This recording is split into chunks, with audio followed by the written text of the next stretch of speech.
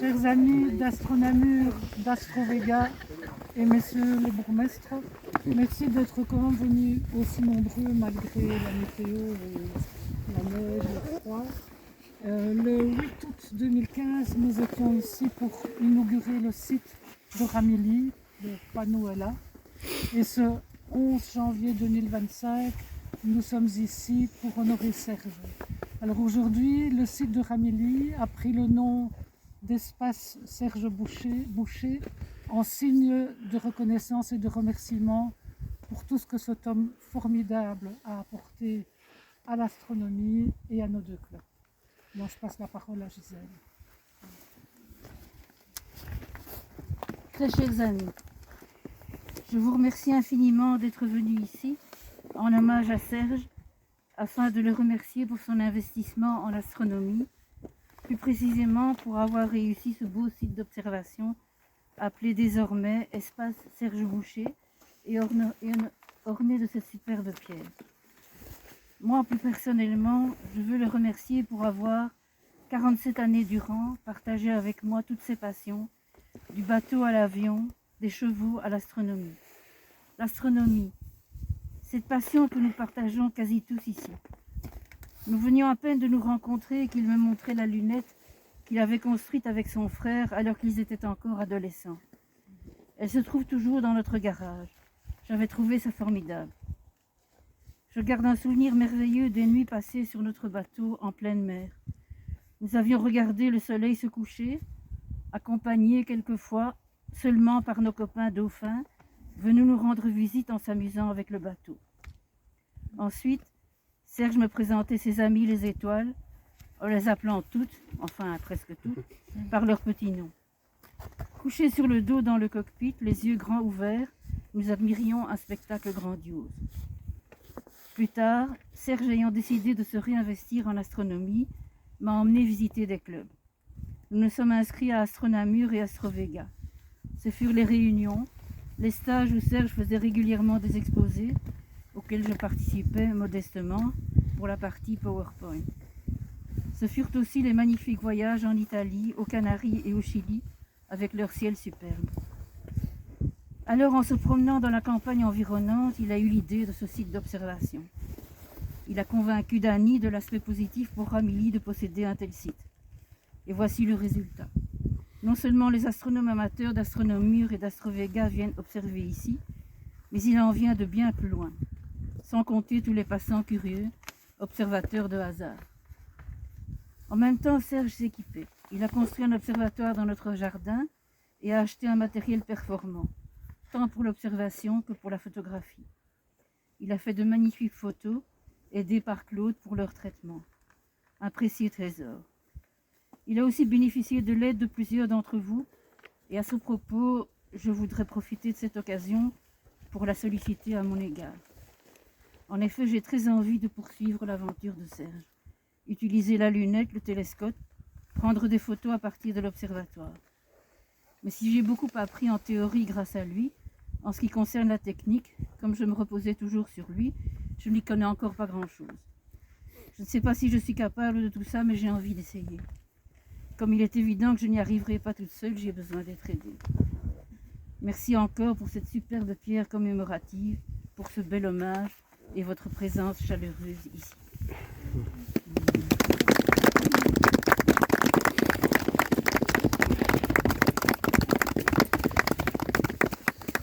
Bonjour à tous, je vais dire deux, trois mots aussi, messieurs les bourgmestres, les représentants des différents clubs.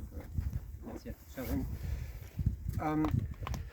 Je vais pas être très long, mais je voulais juste raconter deux petites histoires. La première, c'est en fait la façon dont mon papa me faisait répéter mes leçons quand j'étais petit. Parce qu'évidemment, avec deux parents profs, vous pouvez imaginer que réussir à l'école, c'est très important. Mais en fait, la façon dont mon papa me vérifiait que j'étais prêt pour l'examen ou le test de physique du lendemain était très inhabituel. Parce qu'il ne me demandait pas, ok, en fait, c'est quoi la valeur de la constante de gravité universelle? Je crois que c'est 9,81, mais c'est longtemps. mais il me demandait, il me disait, tiens, mais c'est quoi ton cours, c'est quoi la matière de demain? Je lui donnais mon cahier avec les différentes pages, et il me disait, ah ok, mais raconte-moi. Enfin, explique-moi ce qu'il faut savoir. Et alors, je veux dire qu'au début, c'était très très difficile. Je savais pas que j'essayais de dire, je sais pas, 9,81, mais apparemment c'était pas ça qu'il fallait faire. Mais progressivement j'ai appris à expliquer et raconter. Et en fait je me suis rendu compte très très tôt, comme ça à 10-12 ans, que quand on comprenait vraiment quelque chose, on était capable de l'expliquer. Et qu'en fait être capable d'expliquer les choses et de transmettre ce qu'on a appris, c'est une des choses qui a le plus de valeur dans la vie. Et mon papa a fait ça, je pense, toute sa vie avec l'astronomie au début et à la fin. Et donc la voile et d'autres choses. Pour l'astronomie, il m'a montré deux, trois petites choses sur ses lunettes, tout ça à différents moments quand j'étais ado, mais j'étais pas très présent au moment où il était vraiment à fond là-dedans. D'abord au début parce que j'étais pas né, c'est pas ma faute. Et à la fin parce que quand il est revenu, à l'astronomie, j'ai envie de dire à temps plein, moi j'avais déménagé, j'habitais ailleurs. Mais je revenais de temps en temps et je voyais qu'il se jetait avec Oriane là-dedans. Entre autres au point d'apprendre à utiliser un ordinateur, et Windows, les logiciels, tout ça, alors qu'il a fait toute sa carrière sans envoyer un email, parce qu'il trouvait que ça n'avait pas beaucoup d'intérêt. Et en fait, au moment où il est tombé sur un cas où c'était vraiment utile et c'était un moyen pour faire quelque chose, eh bien, il a tout appris à plus de 70 ans.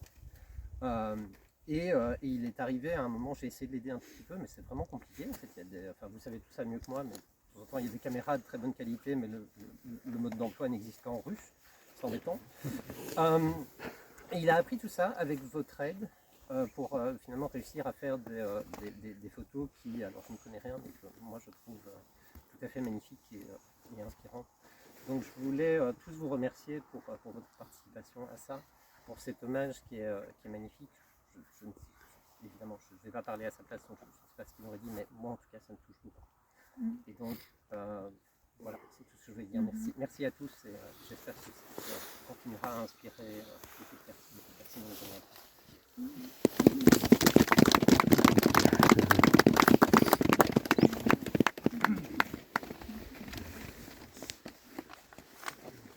Je suis très ému ici parce qu'on parle de mon frère. Et vous êtes tous réunis ici, ça a commencé il y a bien longtemps, lorsque mon frère, avec des étoiles plein les yeux, était venu par ici et recherchait vraiment, obstinément, un espace pour pouvoir observer le ciel. Et grâce à notre ami Danny Degros, qui l'a reçu, on a pu commencer une procédure qui a été assez longue et qui a été très sérieuse. Et je dois dire que Ramilly est un village merveilleux et assez spécial parce que le bourgmestre qui a suivi, M. Matti, a continué à protéger cet endroit. M. Bellomo, qui a eu une activité incroyable et dont je remercie la détermination pour la réalisation de ce projet, vous parlera un peu de comment ça s'est passé exactement. Alors, comment parler de mon frère? C'est assez spécial parce que, savez-vous que c'est la seule personne à qui pendant 80 ans je n'ai jamais dit bonjour. Comment voulez-vous aujourd'hui que je lui dise au revoir? C'est évidemment impossible. Je dois vous dire une confidence. La nuit passée, je me suis endormi et il est apparu devant moi.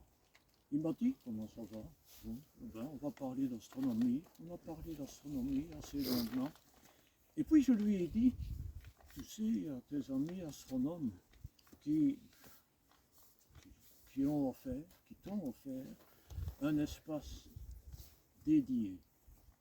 Il y a eu un silence, et puis il m'a regardé et il m'a dit, un espace, Serge Boucher, mais c'est formidable. C'est vrai, c'est formidable. Puis il m'a dit, je ne mérite pas ça, c'est trop gentil. Dis-leur merci à tous les amis, dis-leur merci. Dis-leur que je n'oublierai pas, dis-leur que je pense à eux. Il s'est énervé, il était à nouveau très très vivant. Il a même dit je suis vivant. Et dis-leur que je serai mort quand on ne pensera plus à moi. la vie. Et puis, il a disparu instantanément quand je me suis réveillé. Et la vie, elle va ainsi.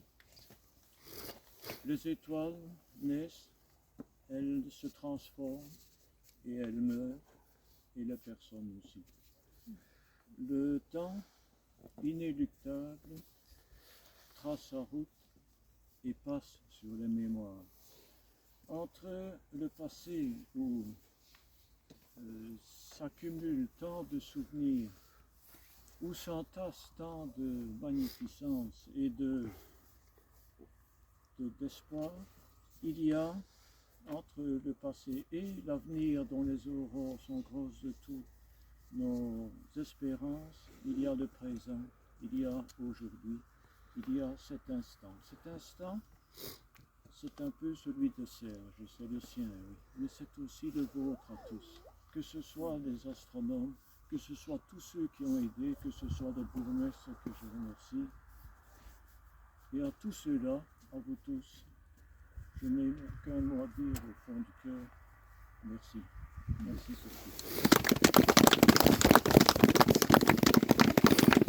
Bon, moi, je vais être un peu bref, parce que je sais que beaucoup d'entre vous sont venus pour boire un peu quelques bulles. Donc,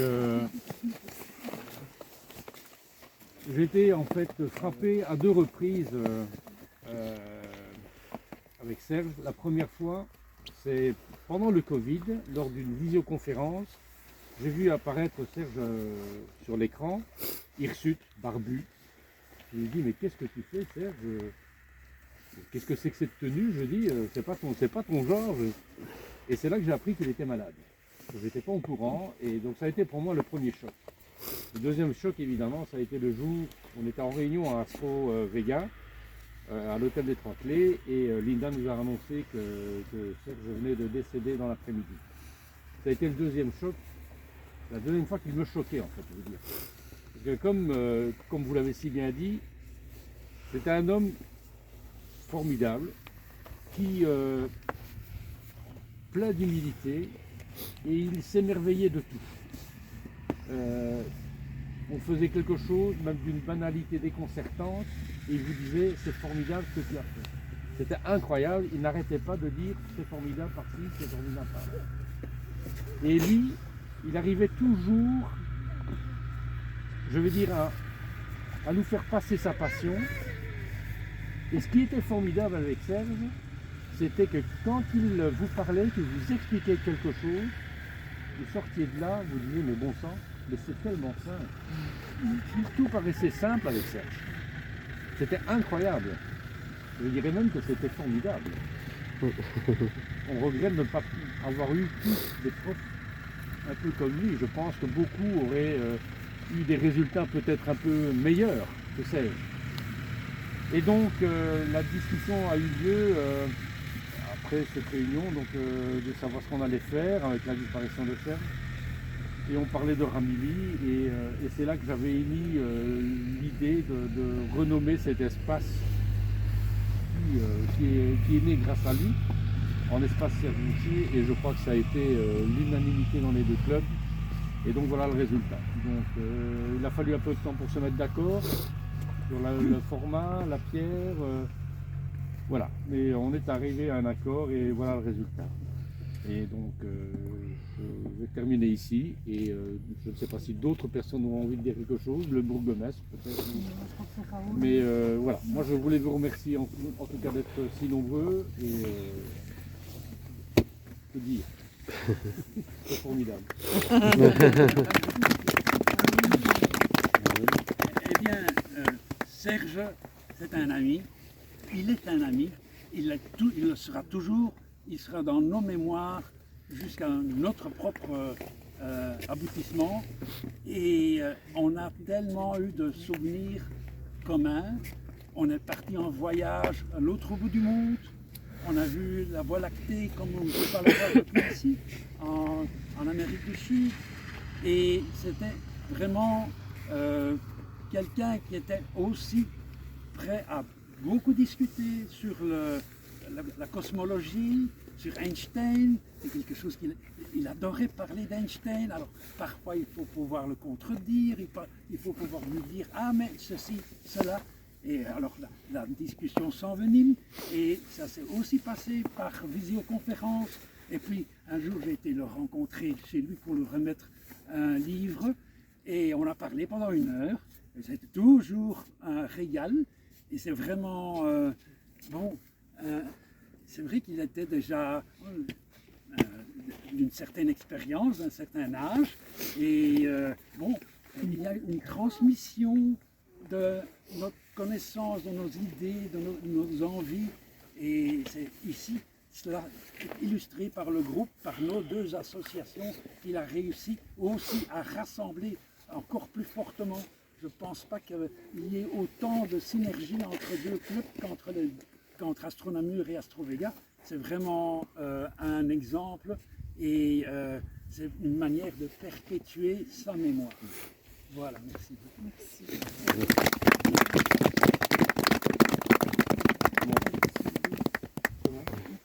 Je ne sais pas si vous voulez dire un petit mot peut-être, les 2 Bourgogne.